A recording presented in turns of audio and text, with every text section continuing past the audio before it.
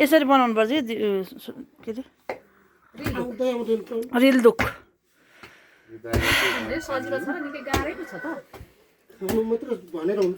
सरोजना हान्ने एक दुई हान न भिडियो कसरी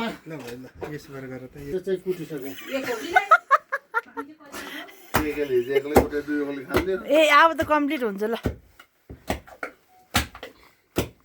यसरी चाहिँ रहेछ नि त कुट्ने